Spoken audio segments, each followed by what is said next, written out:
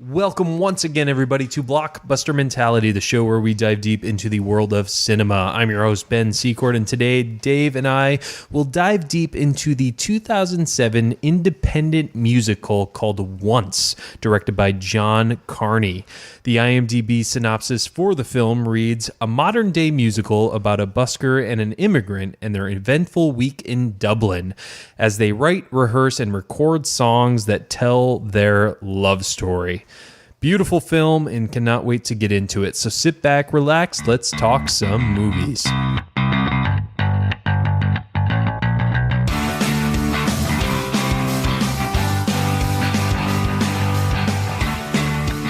So we are back again with another musical movie. We just did Amadeus, and now we're getting into a movie that made my top 10 of 2000s list. I feel like the movies that are making my list that we're doing... Yeah, because any movie that's on Dave's list, we are now analyzing. You know, what's up with that? But no, I'm really excited to talk about this. I'm seeing a lot more movies because of your list now. Because again, this was not on my list. I've heard the song that won the Oscar Falling a bunch slowly. of time. I fell in love with that song back in 2008. I just never got around to watching the film. And as we both discovered, we both really like director John Carney. We do. Yep. He has a great way of just making musical movies. I mean, they're not musicals per se. They're just more like organic people writing their bands. They're not like stage production sort of things. Right. It's more like realistic musicals. Like, you know, it's about people coming together and making great music, which is amazing. You know, we love great music, and watching that sort of process go through on a movie is really cool. John Carney is a musician himself, and he knows he has a good relationship with the main actor of this, Glenn Hansard.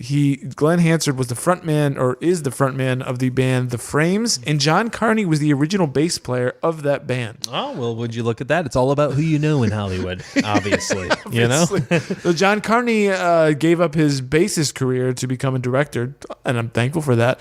And in 2007, he decided to call up his buddy Glenn Hansard to be like, hey, I'm making a movie here. And, you know, they're all... You want in? I think, you want in. We talked about Sing Street a bit here and there. Yep, Begin Again. Like Sing Street, this one is set in Ireland.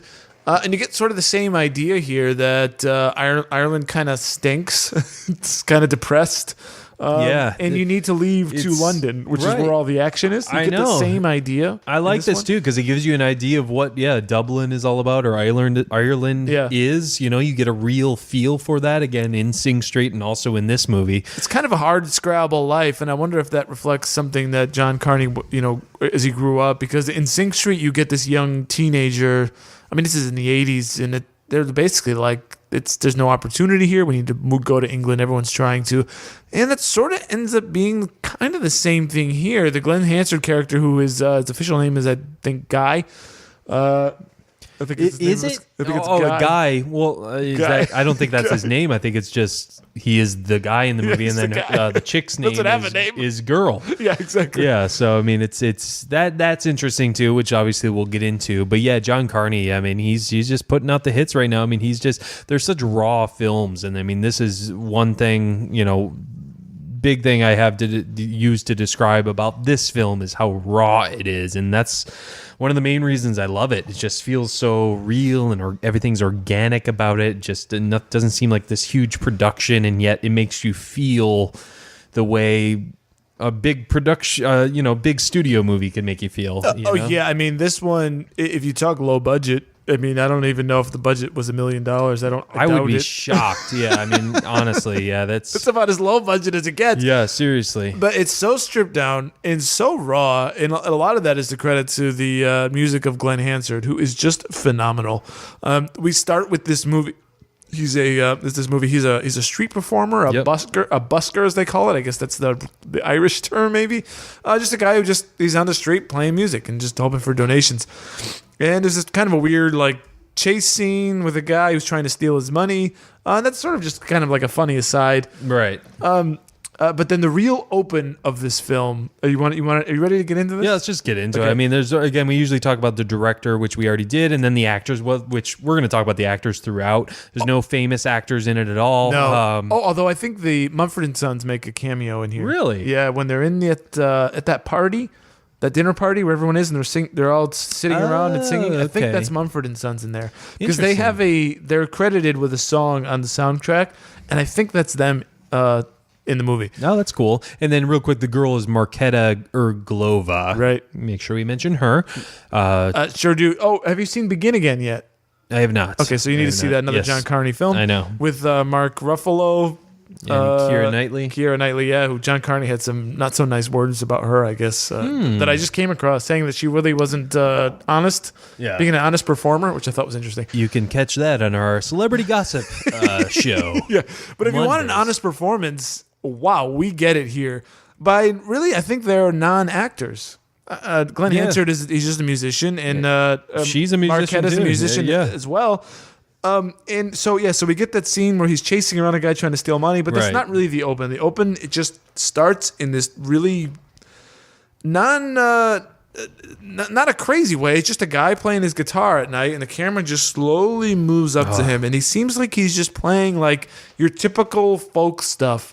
And wow, this is not a typical folk song. Not at this all. Is not your typical folk singer. This is something on another level of song and songwriting and singing, right? Yeah, this just totally pulls you into the movie right away. I mean, yeah, the beginning part right before that is, humorous and it's just, kind of fun, but then this just, it sucks you right in. And as the camera starts zooming in on him, that's kind of you being sucked into this movie. I mean, it's really what it is. It's a perfect way to describe it too. Yeah, the camera slowly moves in, and as the song is building up to this like sort of crescendo where Glenn Hansard just lets go on his voice and on his guitar. He's like just almost screaming.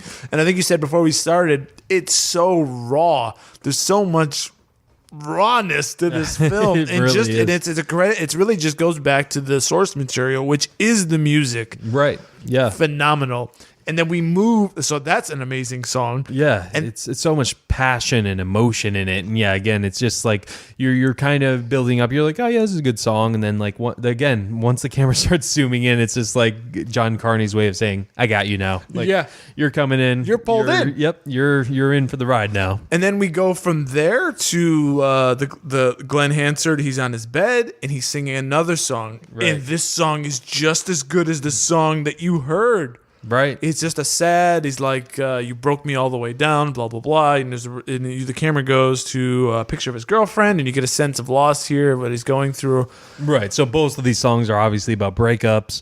And even the first song, that's where he meets the girl. Oh, yeah. So, yeah. Marketa Erglova. That's where he initially meets her because it zooms into him and then it zooms out a little and you see her standing there listening to this song, which is great. Yeah. So just before we get into that, because I skipped ahead, but I do want to ask you, are you like, holy cow, this is the best song I've ever heard in my life? Like in that moment? In the first song? The first song. Yeah, the absolutely. opening. Yeah, that was You're incredible. Like, this is the greatest thing I've ever heard, right? You and I, we're both guitar players. We both play acoustic guitar. And, this is just what, we dream of writing this song, kind of like we talked about in Amadeus about how he dreams of being able to create the music Mozart does, making this amazing stuff. Yeah, because we can't do that amazing stuff doesn't mean we think it's God's fault like in Amadeus. But no, we're not blaming God here. We're just gonna appreciate it for what it is. Exactly. But yeah, that song was just amazing, just to be able to deliver it with that passion. His and that screaming is so and I love amazing. it too. So you were talking about the second song too, and what I noticed after kind of thinking about the film was he's got this like big hole in the guitar. Yeah. He's got like tape on the top of it, and it's just like this old like Takamine. That's just adds to the rawness of the film and the organic feel to it. And it's just again, he's obviously a broken man, broken guitar. He's always carrying this guitar around, almost like it's his heart. Exactly. So it's a great call. And he meets Girl. And Girl is an immigrant from somewhere in Eastern Europe. I think Czech. She's Republic. She's Czech. Yeah. And she's like, it's so funny. She throws him like 10 cents or something like that. He's like 10 cents. They have such great chemistry off the bat, and then what is revealed is they've actually had good chemistry off the set because they dated for a while. Really? Yeah, which I think you didn't can know kind of that. see through this. Yeah. They're so good immediately. But there's just a funny interchange here where she's like, you're good. Is that original? And then she's like, do you want to buy my magazine? Because she's also trying to sell magazines. And he's like, what, with the 10 cents you gave me? This is so great. Yeah, Such yeah, a great it's line. nice. Yeah, back and forth between them again. Yeah, the beginning of their relationship is very organic feel and just natural. And she's like, what do you do? He's like, I fix Hoovers. She's like, I've got a broken Hoover, which is sort of the start of how they start to getting to know each other. He's a vacuum repairman Right. by day or whenever, and then busker by night or something. What's a busker? A singer. Thank street you. performer. Yep, Thank you. I was just letting you know for the audience. So yeah, that's great. I mean, so then we move on. Yeah, we get him playing on his bed, like we said earlier. The second song. Yeah, the second song's great. And this is where I'm like, and I want to get your take on this. The movie, reflecting on the movie and what I know from the artist, because I'm actually a fan of Glenn Hansard. As I was telling you before we started, I've seen him live. I have his albums. He's so awesome. That's awesome. Basically from this movie. But what's interesting and really cool about this movie is that this is not an actor playing a unknown musical genius. This is an actual musical genius playing a musical genius who's sort of unknown, and that to me is so powerful. Yeah, definitely. To get someone in real, it's like almost bordering on documentary. Right. Yeah. I mean, yeah, almost. I mean, obviously he's made it a little further in He was real already life. famous and all that stuff. Yeah. Exactly. But I mean, most of America does not know who he is. I guarantee it. So, for example, on Sing Street, the main character was he's just an actor, right? I'm assuming. I have no idea, but I would assume too. Right. It's not a really Right. a Yeah. great- It's not a. Yeah. And I don't know that those songs were original to that guy. So Right. Glenn Hansard wrote every song you hear him play. The real man actually wrote these songs. Yep. So Yeah, that's awesome. That says a lot about his talents and just what he can do, and he can act too. Yeah, that's, he can. That's Yeah. another speaks to what talent he has overall. So yeah, it's just amazing that I know I'm gushing he's- here. I'm trying no, not to, it's but- great. No, it's people like to hear what other people are passionate about, which we'll talk about in our La La Land We episode. will. Eventually. Emma Stone, I got a problem with your voice. Oh, Just geez. saying this. Oh She can't- man, we're already starting. She can't talk properly. She's got a weird lisp. So, speaking of lisps, vacuums sometimes have kind of a lisp. It's me tying in things again. That was a great segue. So she finds out he's a Hoover repairman, Well, and you she's like, fix my- "Oh, I have a vacuum." You fixed my Hoover. Yeah, you fix my Hoover for my mutter, for my mutter. But she's very charming. I mean, Yeah, she has this way about her, Yeah, and she's really both of sweet. them are. I mean, Yeah. it's when great chemistry. When I saw the previews for this movie, like I was sucked in, but at the same time, I was like, oh, I hope this isn't too cheesy. But again, everything feels so natural. Mm-hmm. Like you fall in love with these characters Right which away. is great. Yeah. He's broken. You understand him. So he fixed her vacuum and he invites her over. She stays over. He asks her to stay the night. Well, it's so It's funny getting too because awkward. well, I love them walking on the street, and she's got the vacuum by the hose, and she's like dragging it around the street. Right. It's like, what is this? They're going to get coffee, and she's just like pulling it along. It's a lot of funny little moments in this movie. I'm jumping ahead to our question segment, but is there a significance to him being a vacuum repair salesman, or am I just thinking, oh, it's got to be a metaphor for something? I didn't get anything from Okay. that, no. Okay. I just wanted to make sure. I assumed it was just him, like, essentially having no future. right. In just- that, at one time, his dad could have or had survived by being a vacuum repairman, but in our modern economy, there's just no real place for right. that now, I think, or it's very difficult. And they're in sort of a depressed area, so being a guy who just fixes vacuums, it's just not a life for him. Yeah, It's just not even close to what he could I think be. it's kind of them showing just like this is just an unglorified life. Yeah, exactly, and yeah. This is just Something mundane and just, Right. not that there's anything wrong with being a guy who can fix things. That's freaking great, Right, But for him, that is not his life.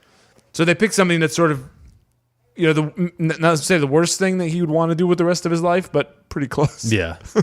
So yeah, I mean, she brings him a vacuum, the next morning, just like while he's playing music. He's like, what do you want me to do with this? What do you want me to do with this? He finds out she plays music, and then they go to a music shop, finds out she plays piano. And you get a sense from him that he's very guarded. He's very suspicious. And for most men, I think for a girl that wants to talk to you, you want to talk to them back. Right. He's sort of like, okay, yeah, he's standoffish. Okay, weirdo. Like, I'm kind of like a hurt person, and I'm just not gonna accept you immediately here. Yeah. Yeah. But I thought that was interesting. Exactly. Which is also interesting because, again, he's the one that asks her to stay, to stay the night. Just for some... some hanky-panky. But yeah, the piano she wants is just way too expensive for her. They establish that. And so she just comes to this music shop to play some piano when she can. Yeah. And then that's when we get our number 2, which He's got a song. Well, she plays, and then this is kind of interesting because, as we talked about, he's a genius. And then he's watching her play, and he's like, holy crap, she's amazing. He's like, what? Yeah, exactly. Yeah. She's great on the piano. She's just as good as he is, just on the piano. And she's a great singer. And he's got his song, which is the world famous Falling Slowly. Falling Slowly, award winning. It won the Oscar for Best Original Song. Sure did. So this is an Oscar winning film. Which is great. So I should actually say I came to this movie. I didn't mention this at the beginning. Normally talk about how I came to the movie. Confession time. A buddy of mine is a SAG member who used to send me. Say what? Yeah. No, that doesn't mean you're famous, but he was an extra. Pretty cool. He was an extra on the OC. He was on Deadwood, the HBO show. Yeah. And a couple other things. So he used to get the DVD screeners and send them to me. Oh, nice. Yeah, so that's illegal. He used to get DVD screeners and watch them on his own and recommend them to me. Oh, right. Of course. Okay. Of course. But I wasn't saying you were doing something illegal. Well, I don't want to implicate anyone either. That's not any better. But anyway, this was a movie that he highly, highly recommended to me to go see. So I actually saw this in a theater, this beach theater in St. Petersburg, which nobody cares. But it was a long drive to get there. It was one of the only ones. This one was down in Sundial. Maybe, yeah. This one is a limited release sort of deal.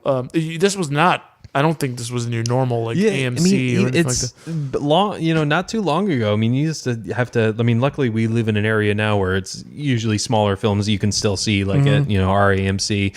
But yeah, like not too long ago, like even like 5-6 years ago, even like you had to like find theaters to show like certain independent movies. Well, yeah, I mean, how long did it take for Phantom Thread to come to our area? Yeah, and we're not in like the sticks here. I mean, right. Tampa, that's a pretty big market. Right. This came out in December, and I think it didn't come to us until February. So right, yeah. It's crazy. But I just wanted to mention that's cool though. Yeah, this was sort of that it was, I don't want to call it underground is the right, but at least for me it felt like I happened upon, it's like when you discover a band and you think you're the only one that knows the band. Yeah. This is how I felt with this movie. I like that about movies too. It's like, I know this movie. Yeah. That's good stuff. Well, and then Falling Slowly became famous. So this is my first time seeing this movie, it's for the show. And I knew this movie from day one. I was actually watching the Oscars when this won. Oh, okay. In 2000, and this came in 2007. The Oscars were in 2008. Yeah, I remember I even watched the performance they played at the Oscars. Oh, did they? I fell in love with this song when it came out. These two played? Yeah. Oh, really? Yeah. I know he was. Maybe not her, but anyways. But yeah, they performed it at the Oscars. And again, I've loved this song since 2008. It's just never got around to watching the movie, which is sad. But no, that's fine because we all come to things in our own way, and we all have our own stories to how we come across them. But yeah, I remember the song blew up, and then I'm like, oh, that's so played out, You're so hipster, bro. I know. Because then this song got copied and repeated and all that stuff, and then people were like doing it for the wedding songs and all that stuff. So anyway, I'm off on a tangent here. But watching it in this movie, I mean, man, this song, oh my god, like it's one of the best, original songs ever in a movie. Yeah, I mean, for sure. so powerful. Good. It's just obviously it's catchy, but at the same time heartbreaking, and you can feel, you can understand what he's writing about, and just the metaphors in the song. It's just beautiful. The song has a nice build to everything that it's doing. It's like, I don't know, the transitions are so good, and then you get to the chorus, and it's like, yes, this is amazing. It's I like that little shot that they show the shopkeeper where he like glances over. Yeah, there's a bit of this. He's like, it's like, all right, that's good, that's good. Yeah. But in a narrative point of view, I mean, it adds to their chemistry, in the movie as well. I mean, they've got a bond now. Yeah, exactly. Yeah, I mean, it's. She kind of just learns the song on the spot. He's teaching. I love the, how he's showing her how to play the song, how it goes. There's this one part, and then it goes ba ba ba, and then ba ba. Yeah, this is actually different than Mozart and Salieri. She gets it really quick, right? She whatever. But it's funny. It's totally different. But we just did that episode, so now I'm thinking on the comparison there. Exactly, but it's just a way to show that just music and how music/art just connects people. And just it's amazing what music can do. Right. Once you're in this world of the movie, you don't want to leave it. You're like, this is how the world should be. Right. This is how we should all act. I mean, honestly, I think you and I had our first connection was through music. I think more than anything before movies. I think we would play guitar together. Yeah, I think so. Yeah, I would say that too. It's just music is just so powerful. Just how it can bring people together. Even she's from Czech Republic. He's from Dublin. Just how it can do that. So yeah, I think we both have that same sort of sensitivity and also appreciation for that sort of thing. Yeah, right. So absolutely. And when it comes together on two things, like when we get the, I think this is really what it is. Our love, number one, of music, and our number two, our love of film. And then when those two things come together in a good way, I mean, you've just got the best thing there is, right? Really. Yeah, when it's done correctly, when it's done again like this film, just how organic it is and just how natural it feels. I'm going to repeat myself a lot in this show. No, it's true, but it needs reiterating. I think, and it's all correct. And then so we get a sense of her. He goes back to her apartment, and she really is just a poor immigrant. Yeah. We learned her husband is back home in the Czech Republic. She's got a son, right? Is it a son? Daughter. I'm sorry. She's got a daughter, and then she lives with her mother-in-law, and then there's these guys in the same apartment building that come in to watch TV because it's the only TV in the building. Yeah, that was weird, man. That's just... Ugh. It's just weird. It makes you feel uneasy. It's like, they may be nice guys, but still, it makes you feel weird about that situation, And for Guy, the guy's like, what's this? Yeah. And I think at this point is when she's sort of like, I'm not available. Right, yeah, she's just I'm married, even though my husband's not here. I'm still married. I've got this life. I have other. She's like, I have responsibilities, and that's her way of saying, not you. Right. I got other things going on. It's I can appreciate kind of way you're saying. It's like, guys and girls might be able to be friends sometimes, but. There's always going to be this, I don't think so either, but it's just not possible. There might be rare cases, but yeah, it's just, it shows you that someone's going to want something at some point, but it's right, her saying. Because I've got friends, right? Right. I don't need a girl to be my friend because I can just talk to you. I don't need to talk to her, right? Are you calling me a girl? No. Oh, okay. No, I'm saying like no, exactly. Yeah, it wouldn't make sense. I have no need in my life for a female friend, right? Other than unless I need to like see them regularly and for some social situation. Yeah. But to just if you're forced into it, like you're going to be pleasant, you're going to be civil, you're going to be, But I don't need. It's just. Yeah, exactly. It's understood. You don't here. need that companion. You don't need that companionship. No. I mean, a friend is a companion too. It's just. For me, a friend is a man, and a woman is, and a personal life, it would be my girlfriend. Right. And if I have one, then I don't need another. Right. Exactly. And I don't need to be having these relationships with other women just casually. But, I mean, that's basically hinting towards what happens at the end of the movie, and it's just. Again, we'll get into that. So let's so our number. So yeah, I mean, you see her home, and it's interesting. Like he doesn't have much of a reaction to her having a daughter, but he finds out the same time the audience does. He finds out the same time. Yeah, he's figuring this stuff out. Right. He's like, okay, and then he sticks around. He could have said no to dinner, like I don't want dinner, but the mom offers him dinner, and he says yes. He stays. The two of them are drawn to each other, whether they want to deal with that attraction or not. It's still real. I mean, honestly, when you play that powerful song with someone, Like, how can you not just feel that connection and want to stay and want to see? And then They've got real chemistry together. Yeah. right, exactly. And then let's see here. So yeah, she has a daughter, and then he tells her about this music he wrote without lyrics. He needs lyrics Yeah. to him. He gives her a He's CD. like, let's record. Basically, let's. He's like, I'm leaving. I gotta leave to England, right? Right. To go to London to play my songs. But also was he trying to reconnect with this girl? I think so. Gonna Okay, try to yeah. find her, but he's still. I don't know. It's kind of weird what he's trying to do with her. I do have to mention another charming moment in the film is when he tells her about like how his girl cheated on him. Yeah. That's the little song he does on the bus, like Yeah, 10 years ago. 10 Blah, blah, blah. yeah. So it was like a country feel. I'm just a sucker guy. I love that. That was so. Well, how so about good. that? How about that? I'm not sure where this occurs, but how about that bit when he's at home and he's writing a song and singing, and then he's watching a laptop Yeah. playing old videos of her and them. Yep. Wow, that's stuff. I I mean, that's specifically crazy was stuff. writing that in my notes. Just watching home videos and writing music to it. It's just like. Yeah, that's I can see that technique. It's like it makes so much sense. This is you know, a to do level that, of pain and Right. inspiration that is kind of off the charts here, because you're essentially injecting yourself with pain Yeah. so that you can inspire yourself to write this music Right. and play it in a way that's really good. And that's you're almost getting pathological. Yeah. At that point. Yeah, exactly. Yeah. It's Right? Because you're like, here, I'm going to just go through this, I'm going to take the punch in the face. right. So that'll help me with my music. It's like, wow. Well, I mean, what's going on here? Yeah, that's You're exceeding, you got to be in a certain mind frame to do that. Yeah. That's rough to force yourself into that, succumb to that pain, like you said. Yeah.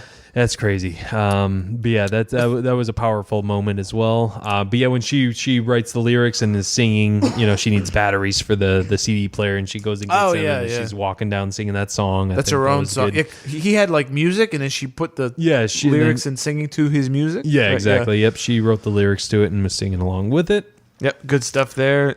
I like when they decide they're going to record, and then they're bargaining for the studio time. Yeah. And then when they go to the bank for a loan. Right. And then the guy's like, "Oh, you're a musician too," and he pulls out his guitar and he's playing like the worst song Yeah, ever. that was great. But they got approved for They it. did, you know?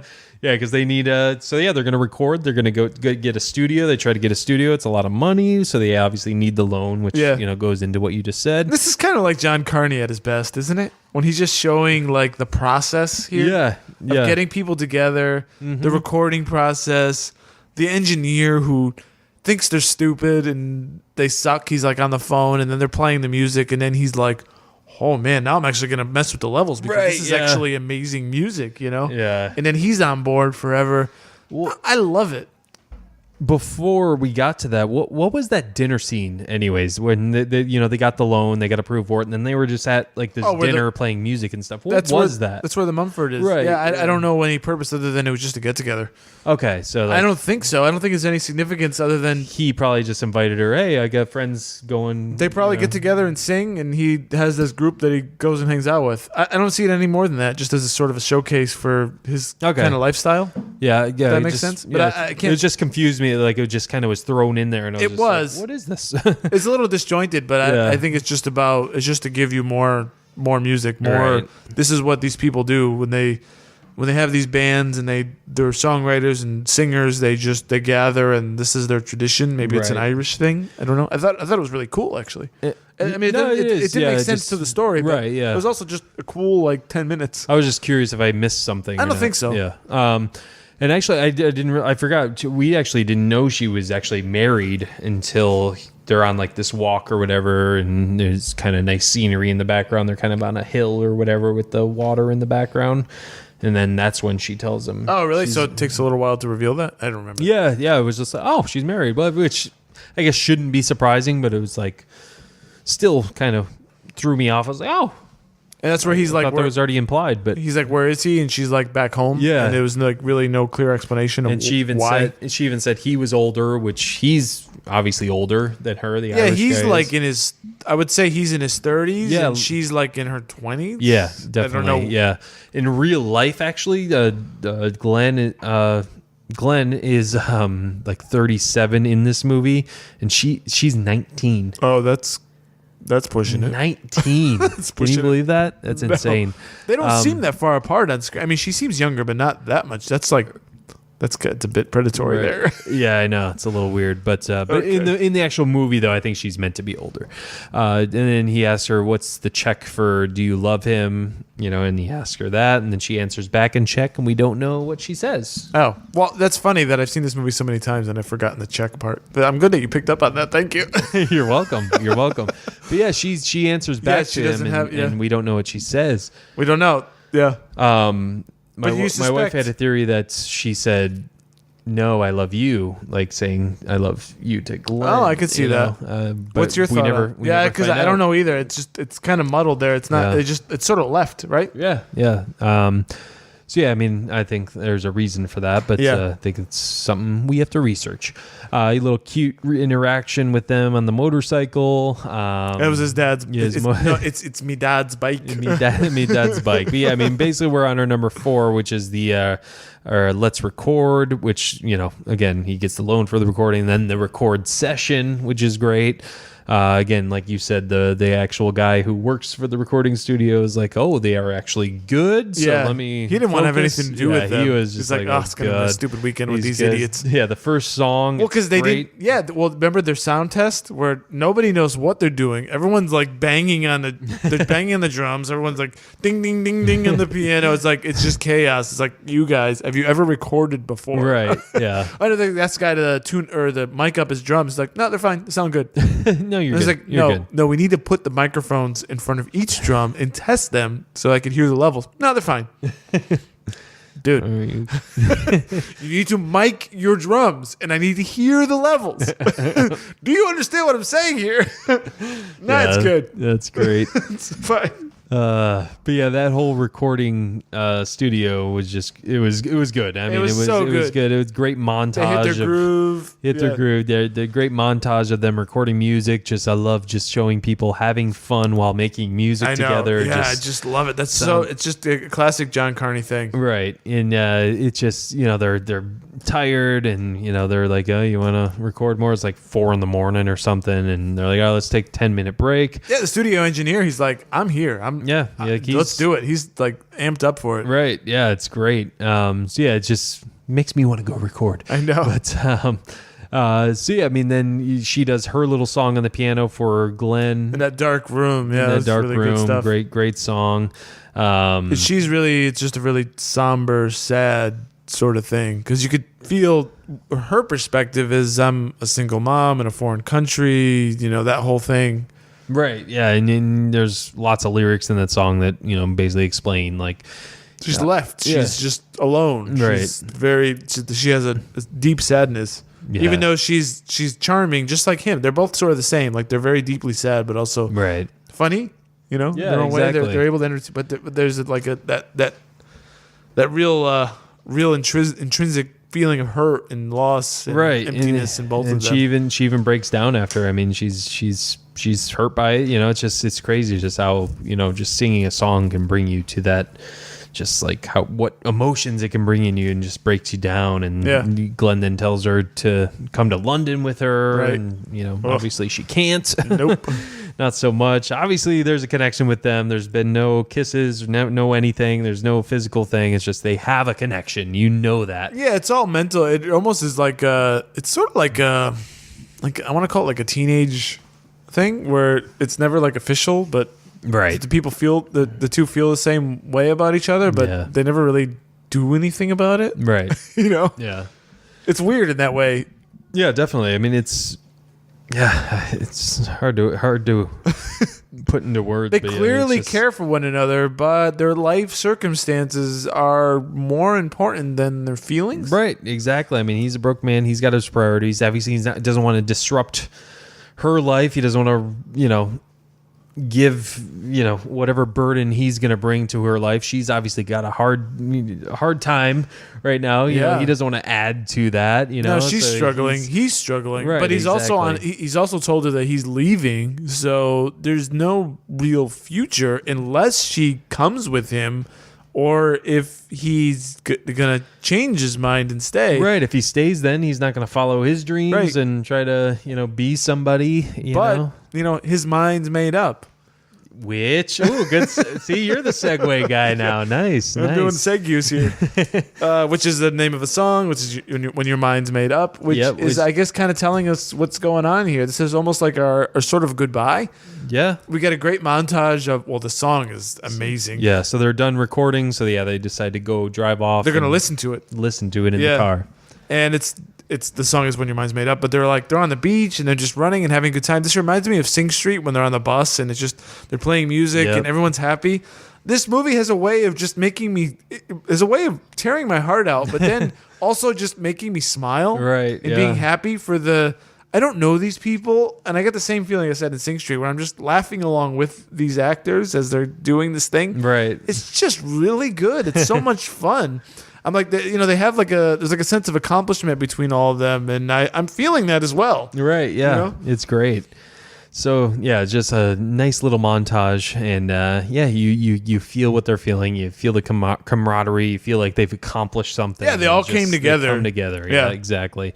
And I mean that's kind of the end of that. I mean they record all the songs, and then Glenn and the girl have a little interaction with each other. Then I don't know if this is on purpose, but they're having a little interaction.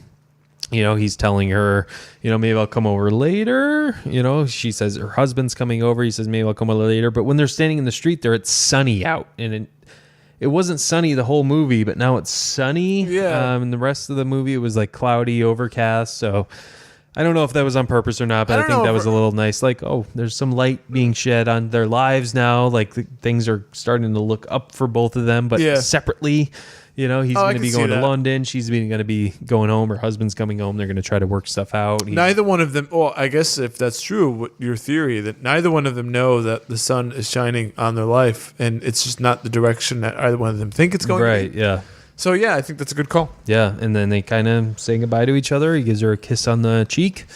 He thinks he's going to maybe come over later. So he doesn't know it's going to be the last time they see each other. Yeah. But, touching little moment there. But then... Yeah, it really was. And then what I think is, to me at least, is I think it may be the most emotional moment of the entire film is when Glenn Hansard brings the recording over to his house, and he's sitting in the kitchen with his father. And this is really kind of a bit tense and emotional because... Well, he plays the music for him, and he's just sitting there, and he's like... he's sort of like feeling his dad is like kinda, maybe not into it. Yeah, and his dad's kind of this like old school Irish type. He's an old school Irish vacuum repairman. Right. I mean, what does he know about, your style of music? You know what I mean? He would probably like something else. And he's like, it's effing brilliant. Yeah, it's just... He's like, are you kidding me? He's like, he's basically like... My God, son, I'm so proud of you. And he tells him, he's like, here, I'm going to give you money. You're going to get a start.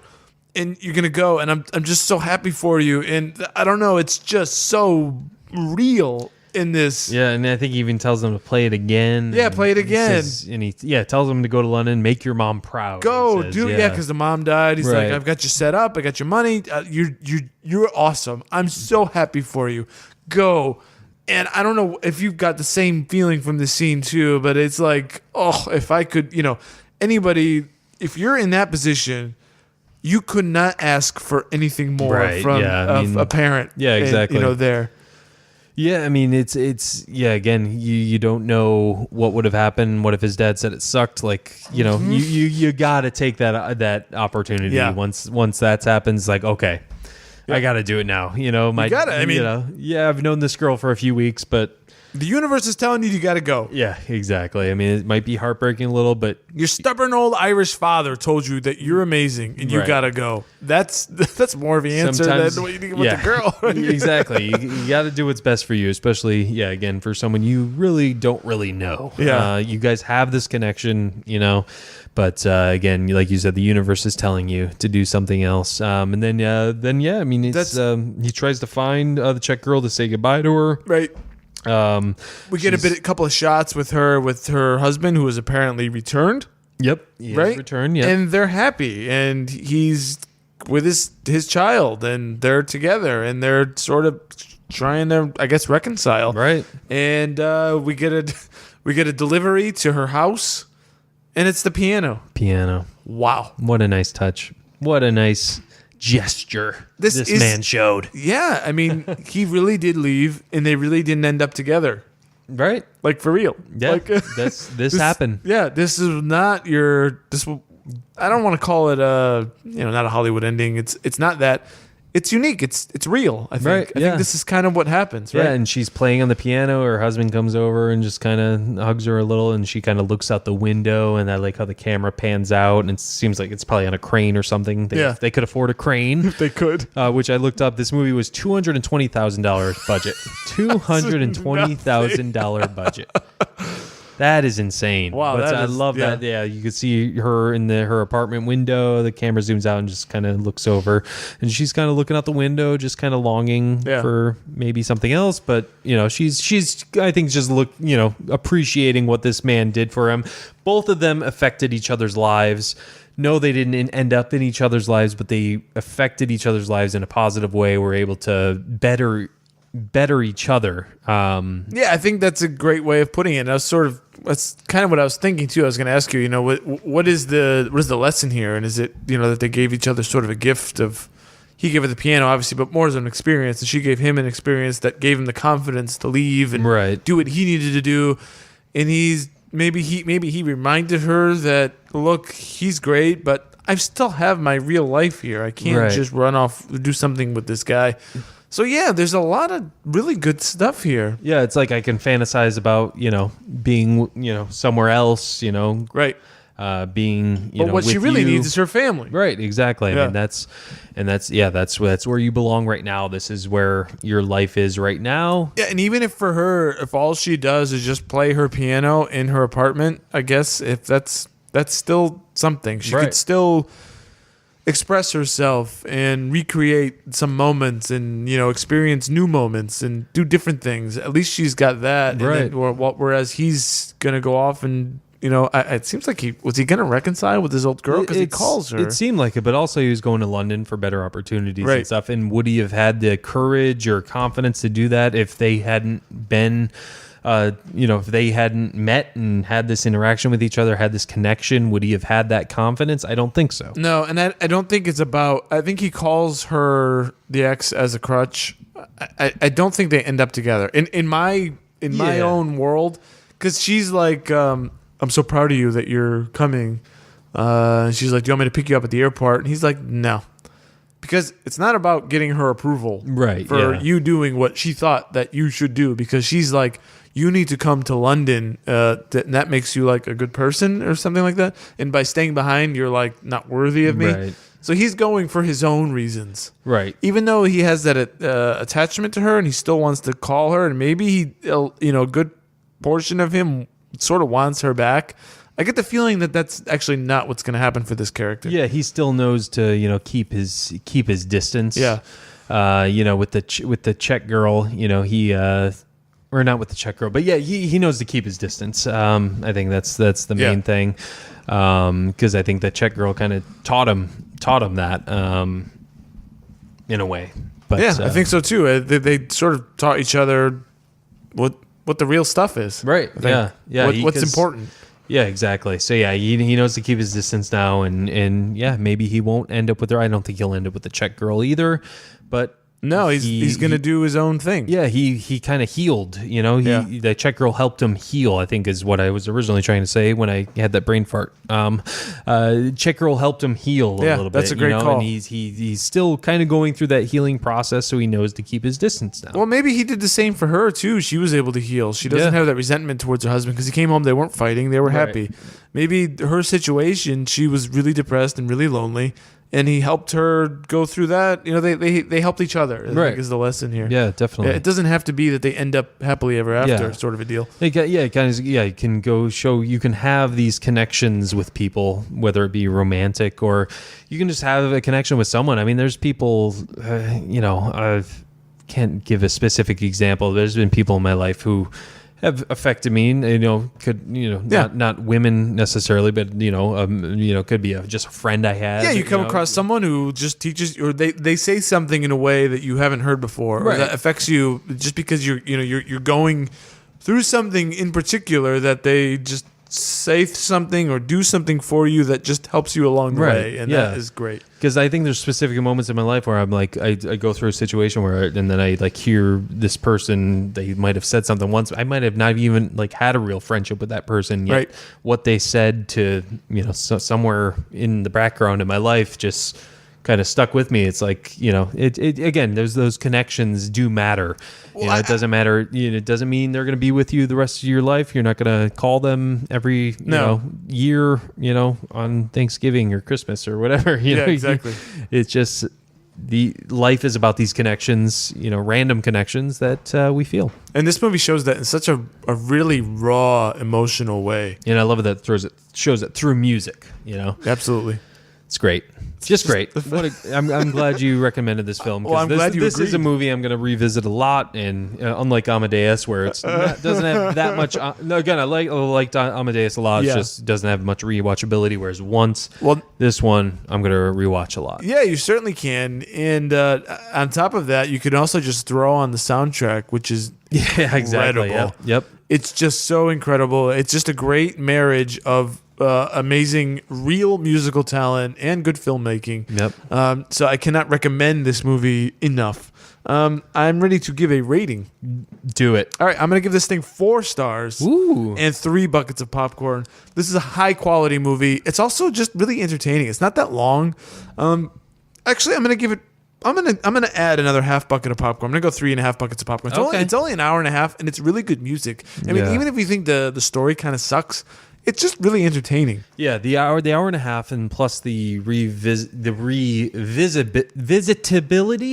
the revisitation of the movie. Yeah, the revisitation. You don't have to watch it. You can listen to the soundtrack. That's why it ups the stars for me too. So or the buckets of popcorn for me. I'm giving it 3.5 buckets of popcorn, and actually 3.5 stars. 3.5. 3.5. All right, we're pretty close here because if I just have one extra half star, and I'm not going to quibble with you here. Yeah, so 3.5 out of 5 stars and 3.5 buckets of popcorn. Yeah, we're basically lockstep here. I'm glad we did this. This is such a fun movie. This is one that I think everyone really needs to see. Yeah, no, definitely. I mean, it's so raw.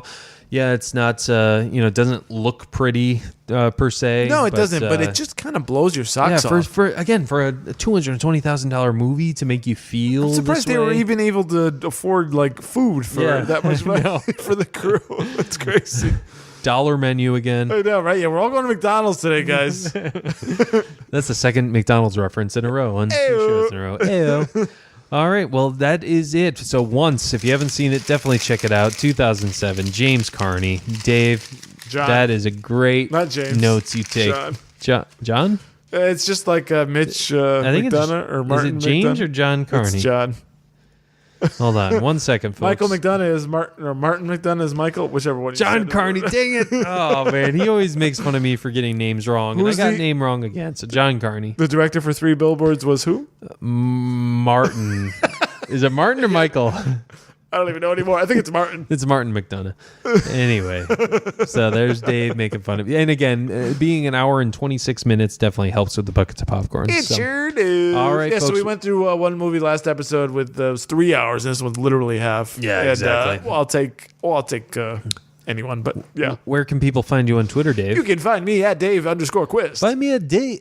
No, you can't find me at Dave. Find me at BC Cord. Find our show's Twitter account at BlockbusterCast. Follow us on iTunes, or subscribe to us on iTunes and YouTube, and subscribe to us and comment. Have a conversation with us. We love talking movies with you guys. Prescribe. Yep.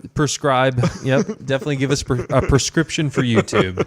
Definitely do that. All right. Oh, I hate you so much. I love you Just and hatred. hate you. No, pure hatred. That's Do you have my final thoughts. That's your final thoughts. All right, folks. For Davo, I'm Ben Secord, and as always, grab some popcorn, grab some snacks. We'll catch you guys at the movies.